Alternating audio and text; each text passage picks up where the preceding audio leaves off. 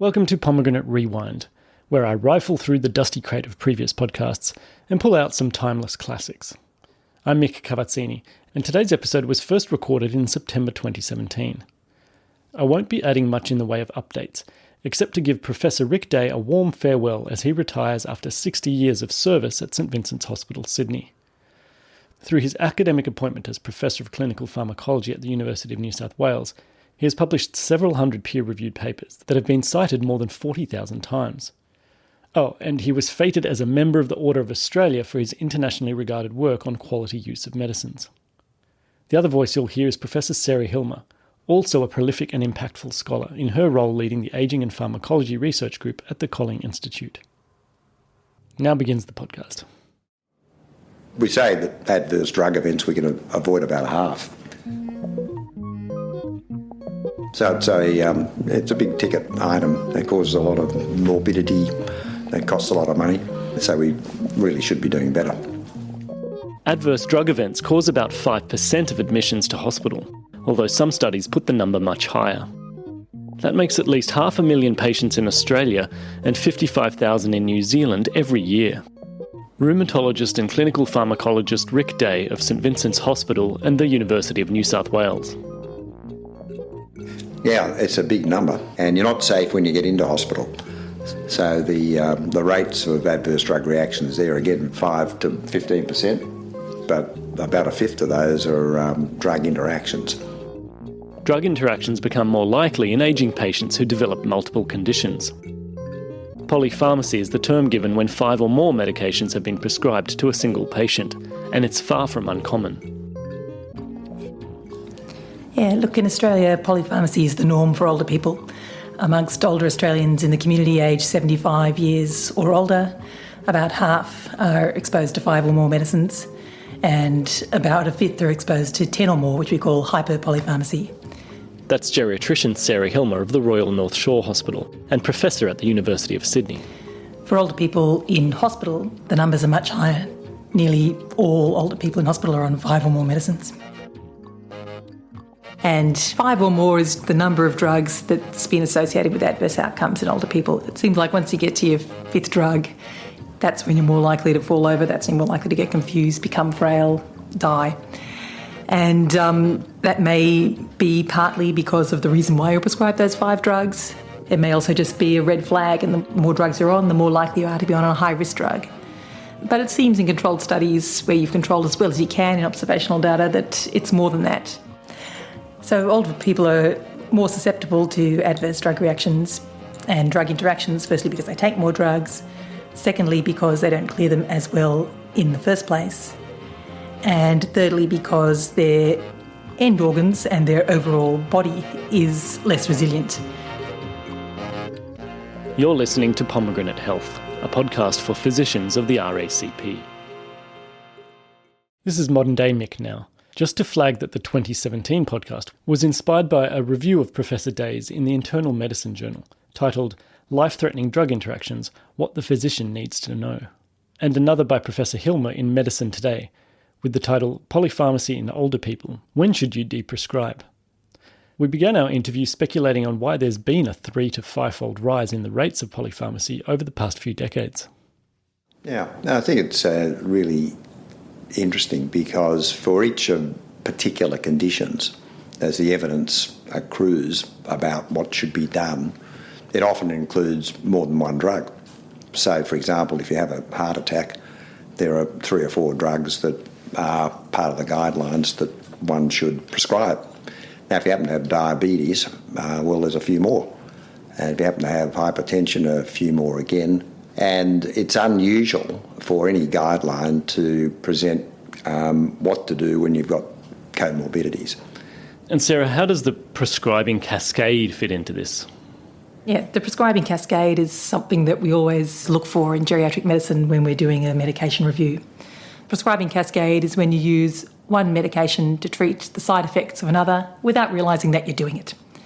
And a good example of that is if someone is taking thiazide, then they're more likely to be taking a gout medicine. If someone is taking metoclopramide, they're more likely to be taking an anti-Parkinson's medicine. If someone takes a cholinesterase inhibitor, then they're more likely to be prescribed an anticholinergic for urinary incontinence.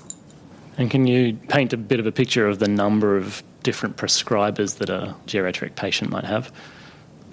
Depends very much on the patient, but if you think that on average, every decade over 60, you pick up one chronic disease, then a person in their 80s usually has about 3. And for each of those, they will have a subspecialist. They will also have their GP. They may well have another GP who covers when their GP is not there.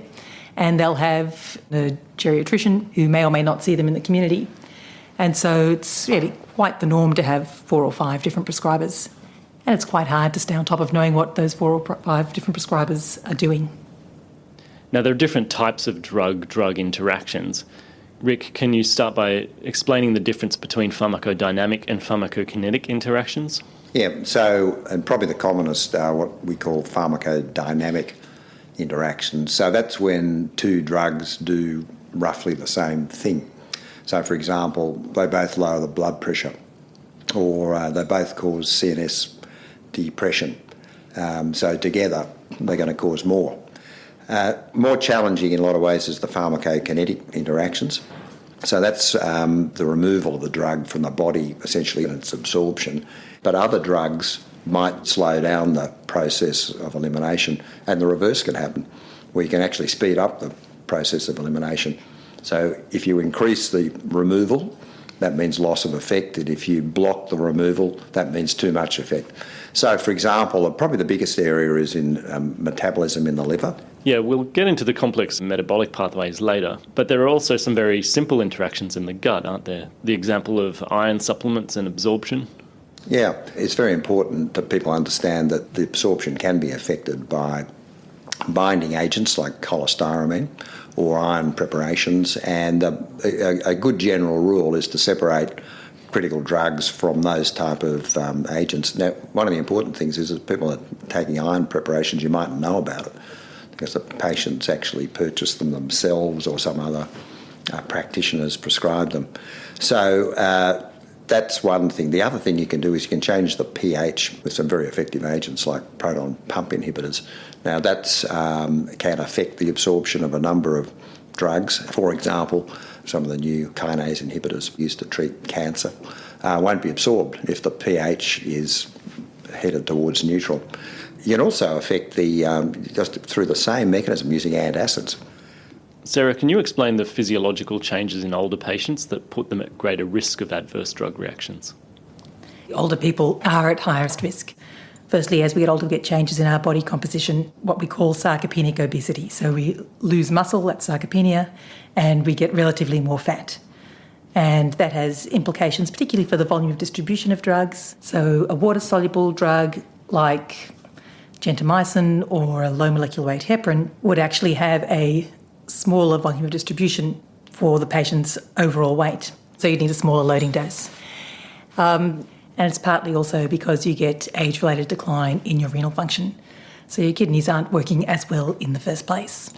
The good thing about renal clearance is you can measure it. So you can actually adjust your maintenance dose of renally cleared drugs using creatinine clearance. You do have to always be careful not to just use the serum creatinine as an estimate of a person's renal clearance, because obviously serum creatinine comes from creatine, and as you get older with your sarcopenia, you have less creatine to clear, and therefore a person can have a relatively normal serum creatinine, but a very impaired creatinine clearance when they're old. And when it comes to hepatic clearance, there's about a 50% reduction in hepatic blood flow as you get older, and there's a reduction in enzyme clearance. Your liver does not work as well as you get old.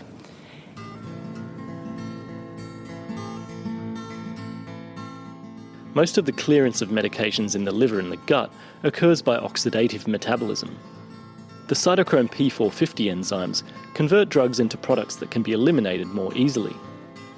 Unfortunately, many drugs also disturb the function of these enzymes. One example is clarithromycin, a commonly used macrolide antibiotic.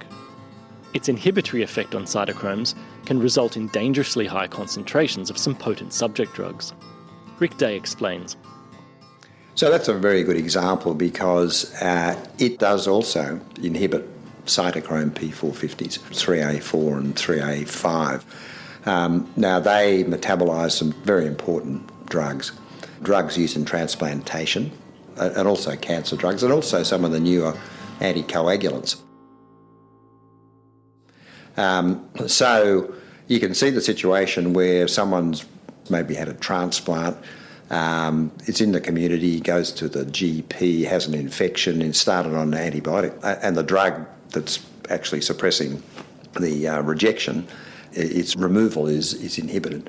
Now, that can be very serious because people are over-immune suppressed with the risk of infections and so on. In the paper, you write that macrolides also inhibit warfarin metabolism by the cytochrome P450 pathway. So does that mean it would elevate concentrations and increase the risk of bleeding? Yeah, warfarin would be a good example. It's really the difference between too much and too little isn't much. So if you increase the removal, that means loss of effect, and if you block the removal, that means too much effect. So either bleeding or clotting, which is catastrophic. Amiodarone, which is a widely used antiarrhythmic drug, again, a very important interaction where you can increase the effect of warfarin significantly. Now, the opposite can happen with rifampicin, will induce metabolism, and any of the drugs used to treat seizures, at least the old ones, phenytoin, carbamazepine. I think the thing with warfarin is it's one of the biggest drugs for serious adverse drug reactions. If you're starting and stopping anything, just expect an interaction, number one. Number two, you need to be monitoring more often. Otherwise, it's too risky. And amiodarone itself has a narrow therapeutic window and is also sensitive to changes in P450 function. What are the consequences there when you're trying to control arrhythmia? Amiodarone is one, a type 3 antiarrhythmic, metabolised by this cytochrome P450 system. And either arrhythmia gets out of control or, in fact, there's toxicity, and there's very significant toxicity with amiodarone in the lungs, the skin and the heart. I think there's also in the HIV group of drugs interacting with amiodarone, and my HIV therapeutic colleagues shaking their boots when amiodarone's mentioned. Mm-hmm. HIV, I think, is a great example because now we've got big cohorts of people who are maintained very well on combination therapy, who are now developing coronary artery disease, diabetes, depression, intermittent infections, being treated by lots more people, different doctors, polypharmacy, drugs that are through this cytochrome P450 system. So potential for mayhem unless you're very careful. Yeah, certainly in geriatrics, the kinase inhibitors are proving to be quite a challenge. Things like ibrutinib, which people take for chronic lymphocytic leukemia and can take for quite a long time, have a lot of drug interactions, and then they have side effects like an increased risk of atrial fibrillation. And then the drugs that you want to prescribe for the atrial fibrillation will interact with the ibrutinib. And it's a really complex cycle. And I think as a geriatrician or general physician or GP who's looking at the whole picture, it's really hard to stay on top of these new drugs. But we have to remember that just because it's a subspecialist drug doesn't mean that it doesn't interact with all the other drugs that we're using. And someone's got to look at all of them and think about it. Exactly. And of course, always in the press are statins. I think it might have been in your paper, Ric. You say that around 10% of older patients prescribed statins and admitted to a teaching hospital were discovered to have potentially clinically significant drug interactions with these ubiquitous medicines. Yeah, so look, statins... That was your paper. You might have cited it. I hope so. Maybe I'll let you answer that one. No, we can talk about it. Look, firstly, adverse reactions with statins are common. I suppose the biggest one is muscle pain, also liver function test abnormalities. But there also is metabolism by this cytochrome P450 system. So they're subject to inhibition and higher concentrations and greater risk of these adverse effects.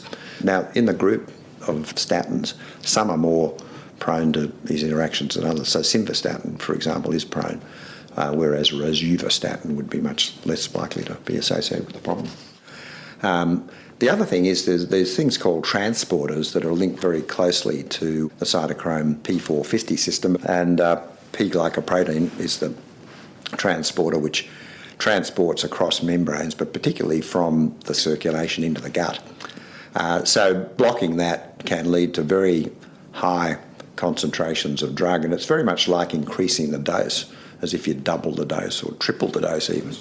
Yeah, I've seen some terrible cases when people have started on a macrolide, a chest infection in winter, and suddenly they blocked their P-glycoprotein and wound up with digoxin toxicity and also dabigatran and bleeding. Just today, before coming, via my registrar, an elderly patient, I think was 68, I think. Young, really. Young Sorry, patient. Sarah. A middle-aged patient. Middle-aged patient. Atrial fibrillation and had a carcinoma of the lung, which was removed. Risk of thrombosis on two fronts. So the drug selected is rivaroxaban, one of the new oral anticoagulants inhibiting factor 10, which we don't monitor. We just give the drug to. Now, the patient's GFR was said to be about 60. That's the kidney function, which is important. So that's reasonable. The patient's quite light, and 50 kilos. So the starting dose was 15. And the question was, well, our target's 20, but we're also starting the person on itraconazole because they've got aspergillosis in the lung. What do you think the dose is? This is the question to us. So in our discussion, my sense is we're inhibiting the metabolism of rivaroxaban. We've got an older person who's not very heavy, who has atrial fibrillation, who we don't want to have a stroke. I mean, I was feeling nervous. I said, let's stick with 15 and then try to figure out whether or not that's enough anticoagulation or not. But this is a good example. In this drug, which has got a therapeutic index which is pretty narrow, too little, stroke, too much, bleed to death. And were you tempted to say just use warfarin so we can monitor it? I hadn't thought of that, but it's a very good suggestion. So that's a good one. We'll take that back. Yeah.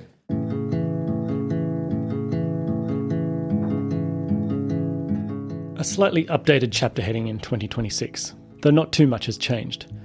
Of the most prescribed drugs in Australia, statins take the first 2 places. On the doses per 1,000 people chart, the ACE inhibitor perindopril comes next, and another 3 drugs targeting the angiotensin system make it to the top 10, being candesartan, temesartan and ramipril. When prescribing these, it's important to consider pharmacodynamic effects as well as homeostasis of salt in the blood serum. Also among the top 10 most prescribed drugs are a couple of antidepressants, but as we'll hear, they're not the only drugs which block serotonin reuptake.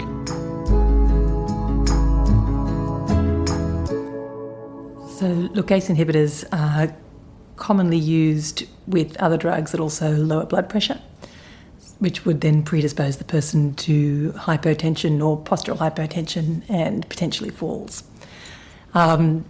If you think about a person who's got heart failure or is just after having a myocardial infarction, they'll most likely be prescribed an ACE inhibitor as well as a beta blocker as part of their guideline recommended therapy.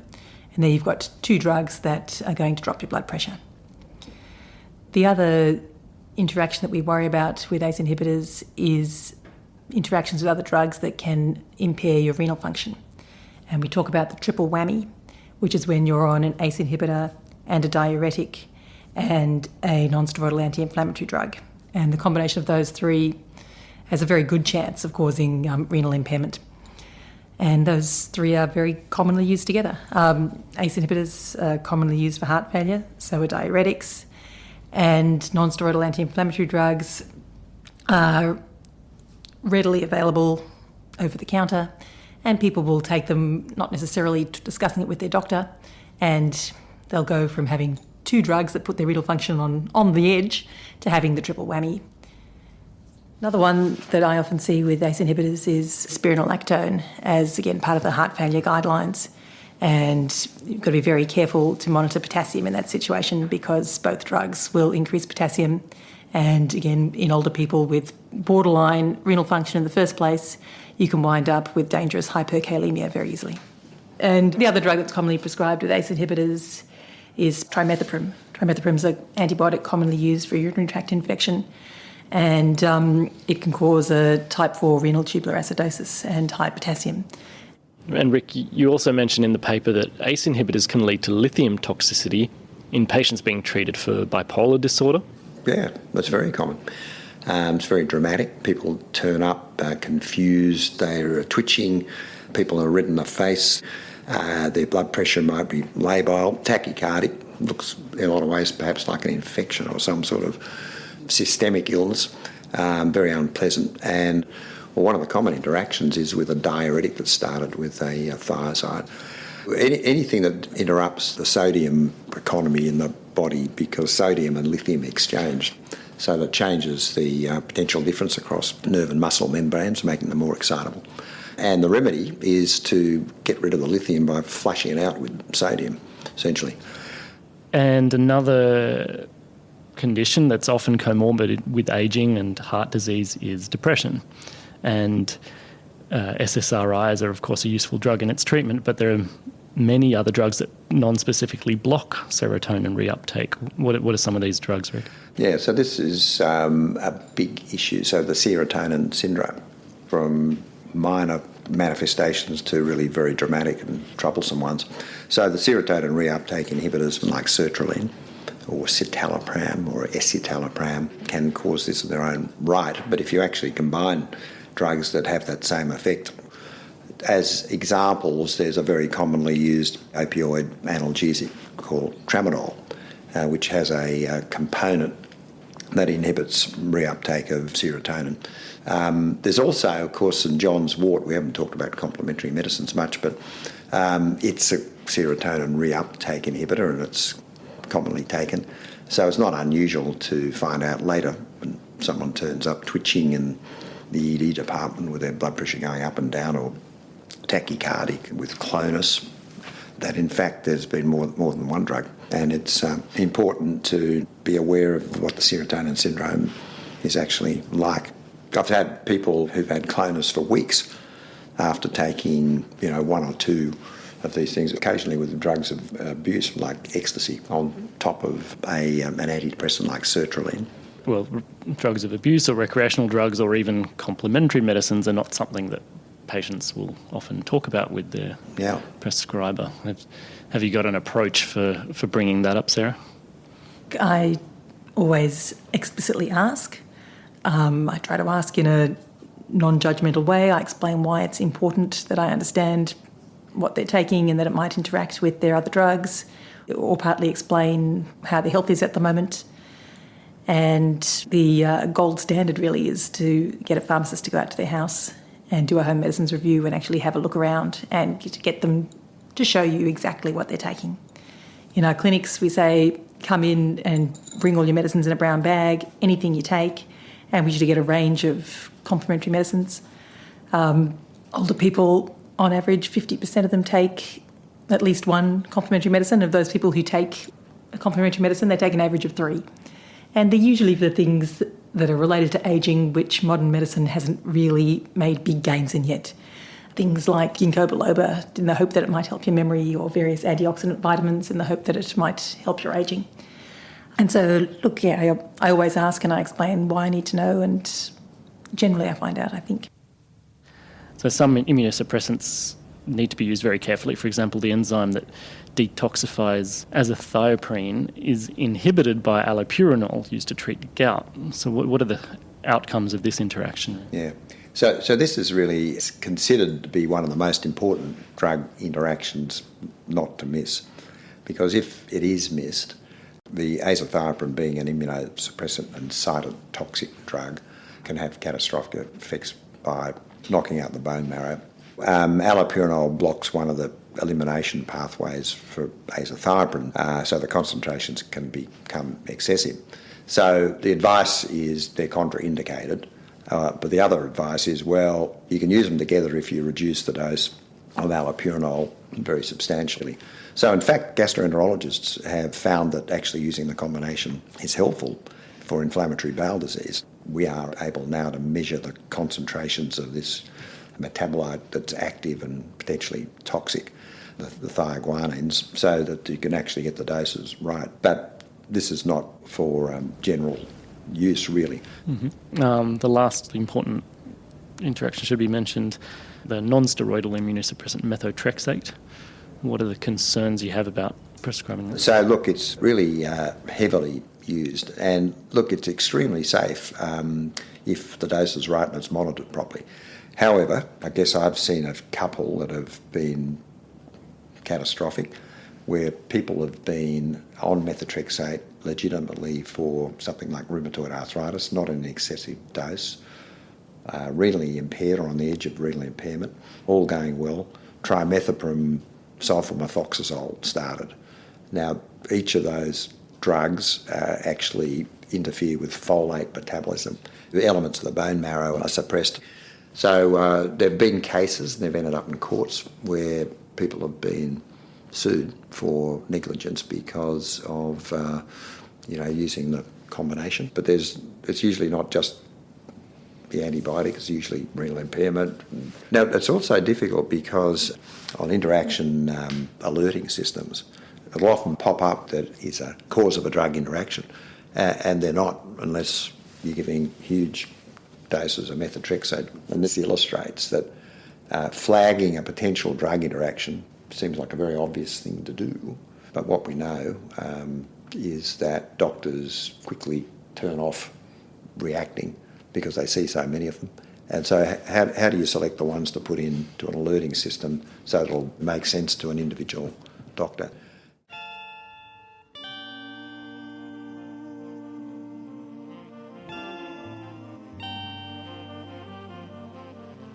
You can keep informed about dangerous drug interactions through numerous online resources, which we've linked to on our website. A few examples are the Australian Medicines Handbook, MIMS Online, and the Drug Burden Index. But it's good practice in patients already taking more than 5 drugs to review them carefully.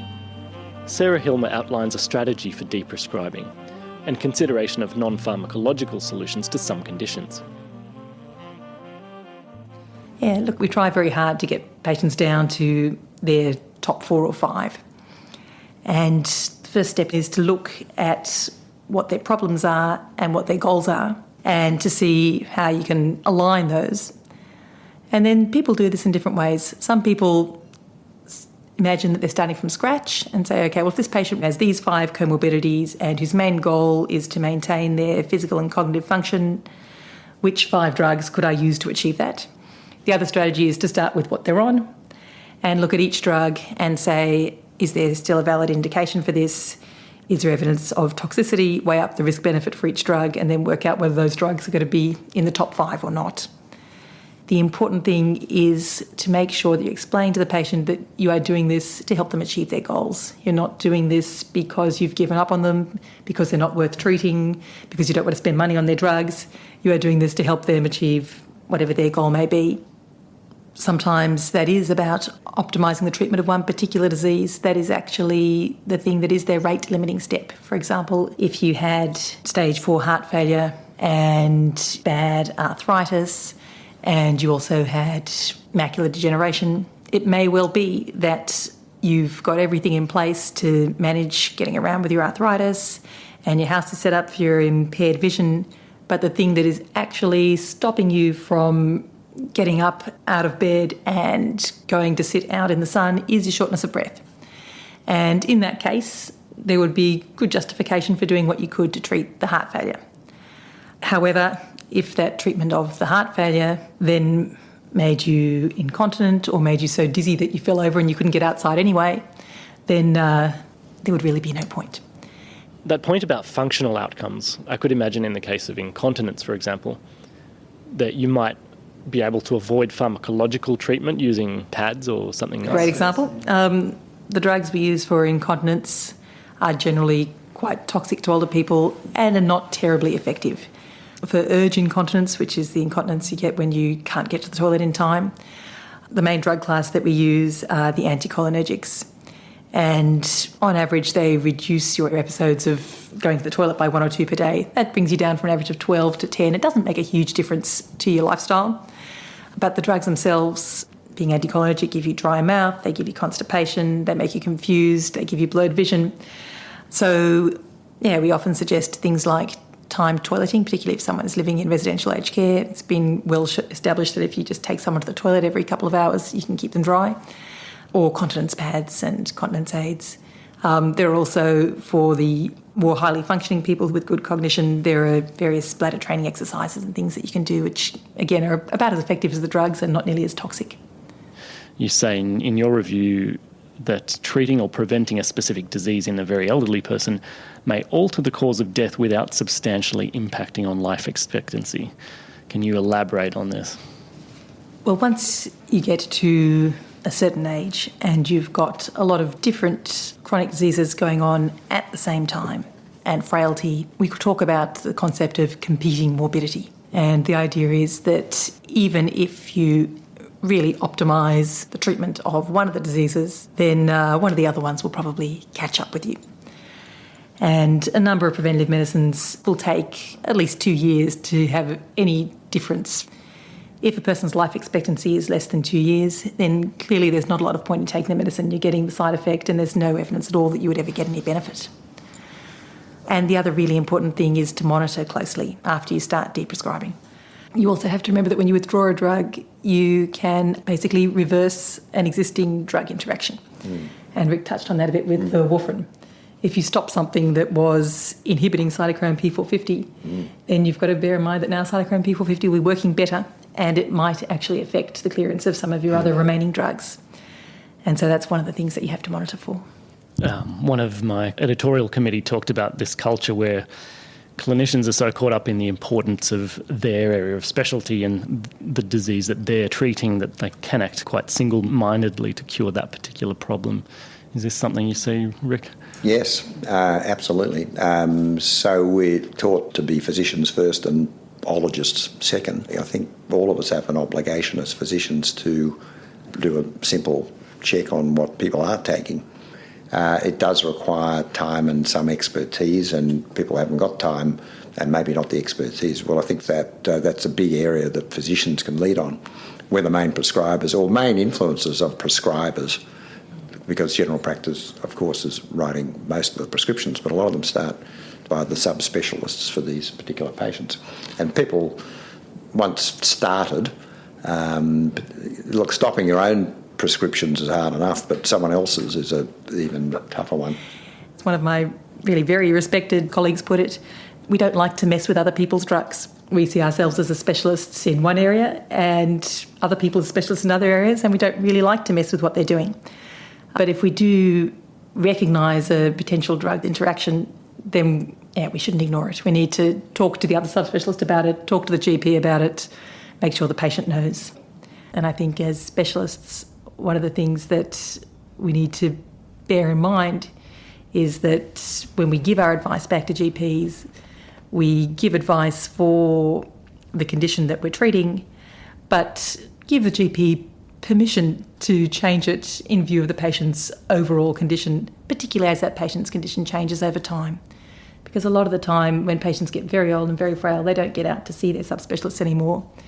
And the advice that was given when they were in great shape when they were 75 may no longer apply at 85 when they've picked up a couple more comorbidities with drug-drug and drug-disease interactions. And we need to almost give permission to our GP colleagues to adjust the treatment as appropriate as the patient's condition changes. And clinicians obviously follow the guidelines as best they can. Sarah, in your review in Medicine Today, you say that clinicians are often more knowledgeable about the effectiveness of medications and how to start prescribing them than about how to identify the harms and when to stop them. Why do you think that is? Look, I think it reflects partly our training, partly the way that our postgraduate training is done and the way that drugs are promoted, partly the way drugs are regulated, whereby there's nothing specifically in the product information on when to stop a drug or how to stop a drug. And I think it's also partly because we're physicians and we like to help, and we like to think we can do something with a drug that can help. That's the main intervention we have as a physician. Is there sometimes resistance from patients themselves to? That's where I was getting. Yeah, look, the other factor really is the patient side of the equation. Whenever we ask patients, would you be happy to stop a drug if your doctor said that you could? Over 90% of patients in any setting will say, yes, I would be happy if my doctor said I could. A lot of patients don't like the idea of I rattle when I walk and would like to be on less medicines, but they trust us as their doctors and they presume that they're on all their medicines for a good reason and they need to be on them. So I think it's really up to us to talk to our patients about it. I've been involved in a few studies and it looks like, depending on your setting and your intervention, you can usually stop an average of about 2 drugs per patient. And survival is the same. So you don't have to worry you're going to kill people. Is that a real fear that clinicians have? Absolutely. Well, we're prescribing these drugs because we want to help. And particularly the preventative drugs. We are concerned that if we stop them, that something bad might happen. And a real barrier is the medico-legal concern that you stop, say, a cardiovascular preventative drug and then someone has a stroke or a heart attack and you're in court trying to explain why you stopped it. There is growing data that you can use to support your actions. The first being a lack of efficacy of a number of these drugs in the very old. The second piece of evidence you can use is the fact that if a person's having side effects, those side effects may well be worse for their overall function and their quality of life than any potential benefit of preventing an event. And the third and growing body of evidence is the evidence around the safety of deprescribing. And when people have done this in a randomised controlled trial way, survival is no worse. Vascular events are common in older people, but they will happen whether you're on the drugs or not. There is increasing evidence about deprescribing, which can help practitioners feel comfortable about what to do and how to do it. There's increasing evidence about deprescribing particular drug classes and that it's relatively safe, doesn't increase mortality, and how to monitor it, and generally the patient-level feedback is very good. So I think the evidence is probably best around stopping psychotropics in people who have behavioural and psychological symptoms of dementia. And there is very good evidence that you can stop these, and in even a placebo-controlled, randomised trial, rigorous trials, people actually wind up doing better in terms of survival and also doing slightly better in terms of their neuropsychological symptoms. You don't have to worry that when you stop them, people are suddenly going to have terrible behaviours. Behavioural symptoms of dementia fluctuate over time. Clinical trials obviously exclude older people precisely because of the many confounding factors. Is there any way to feasibly consider all those comorbidities and drug interactions during clinical testing? Well, I think that there's all sorts of developments about how we gather data, which might be described as more real-world data, and make sense of it, and even translate that into evidence and guidelines and even regulatory interventions. We've got a long way to go. People are wary about trials that are not pristine. So you need to deal with that, and it's challenging.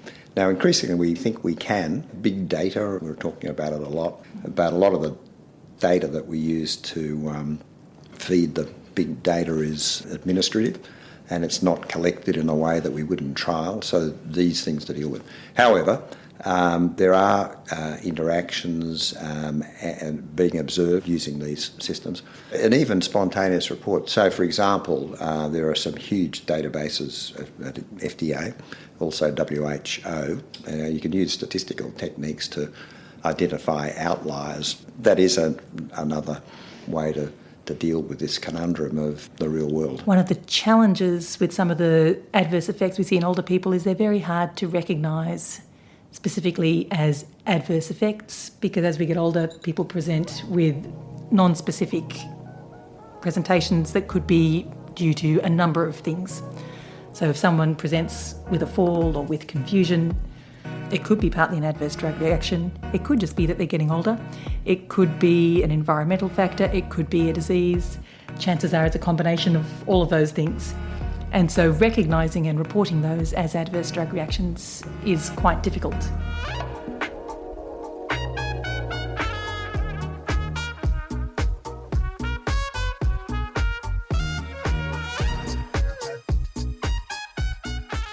Many thanks to Professor Sarah Hilmer and Professor Ric for their contribution to pomegranate health, even if it was 9 years ago now. There's a much more recently recorded lecture from Professor Hilmer on practical prescribing in the College Learning series at elearning.racp.edu.au. It's just one of several lectures on pharmacology and toxicology that have been developed around the basic training curriculum. At the podcast website, there's a transcript of this interview and links to the reviews about life-threatening drug interactions and deprescribing in the elderly, which we discussed. Just click on the shortcut in the show note or go to racp.edu.au/podcast. At the landing page, you can also sign up for our email alerts so you don't miss a new episode. Well, the best way to subscribe is through some pod aggregator like Apple Podcasts, Spotify, Castbox, Overcast, and others. And if you click on Episode Browser, you'll find a neat search tool that allows you to filter episodes by specialty or by domain of professional practice. And remember, you can record your time spent listening as a Category 1 CPD activity. Just find the My CPD link in the show notes, and most of the details will be pre-filled for you. This podcast was recorded on the lands of the Gadigal clan of the Eora Nation. The RACP is committed to equitable healthcare for all Aboriginal, Torres Strait Islander and Māori people. I'm Mick Cavazzini. Thanks for listening.